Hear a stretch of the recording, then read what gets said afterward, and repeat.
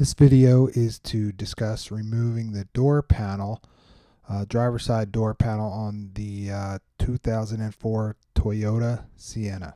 Now, I'm not a mechanic. I just ran into a problem where the window fell into the door. The window fell off the track of the power window regulator. And before I wanted to just order parts or spend hundreds of dollars trying to have a mechanic look at it, I wanted to take a look inside the door panel and see what kind of damage or replacement parts were needed. The most challenging part for me was removing the armrest, the black plastic piece with the storage compartment. And I read some information on the internet that you should remove it from the front, but after doing it myself and having some complications, you'll see here I cracked the front of it. You really should remove the armrest from the back. So the back closer to the storage compartment, you just pry it up with a screwdriver, and it should come right up, and then just pull it out from the front. That's the tab you see on the front. That'll slide right out once you pry up the armrest from the back. This unit right here needs to be removed with the screwdriver. There's 3 screws, 2 on the front and 1 in the center there, and you can just remove that piece, set it to the side. So there are a few more additional screws to remove before you can remove the door panel. One is in the top front there where you see the door release and lock. There's a plastic panel covering that. You just remove the panel and remove the 1 screw in the center. So you should have removed 5 screws. 1 screw holding the armrest down, 3 screws that were underneath the armrest, and then the 1 screw where the locking mechanism is. You also need to remove this piece of trim next to, in front of or behind the mirror.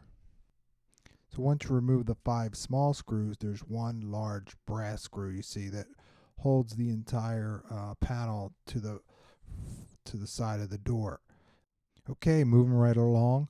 There's 1 additional screw on the side of the door. As you open the door, you remove the screw, remove the some kind of lock washer that's used as well, and then you're ready to remove the panel. So once you have all the screws removed, it's just a matter of disconnecting some of the wires and electrical. These are the door lock and the door opener, and that's the mounting mechanism that those wires need to be removed from. You also need to disconnect the electrical. This unit, there's a light on the front of the panel that connects to this electrical input. And since we're talking about connections, once you get the door panel off, you'll have to remove the speaker itself and the connection to the speaker. So once you remove the screws, the electrical connections, the door lock, those green tabs you see around the perimeter of the panel, you put a screwdriver underneath and pull outward, and you should be able to remove the door from the panel. Sometimes those green tabs stay in the metal part of the door. You want to remove them by hand and place them back in the panel. Okay, so once the panel is removed, you'll have access to the inside of the door and access to the window and the power window regulator. So the power window regulator is the mechanical arm that moves the window up and down with a motor. In my case, I could hear the motor that was still working, so I was looking for some kind of disconnect between the window and the power window regulator.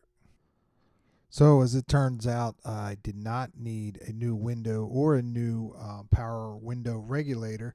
The window came unmounted from the connector that connects the regulator to the window. So I got some glue at the auto parts store, some epoxy, and I glued it back onto the window and then screwed it back onto the power window regulator.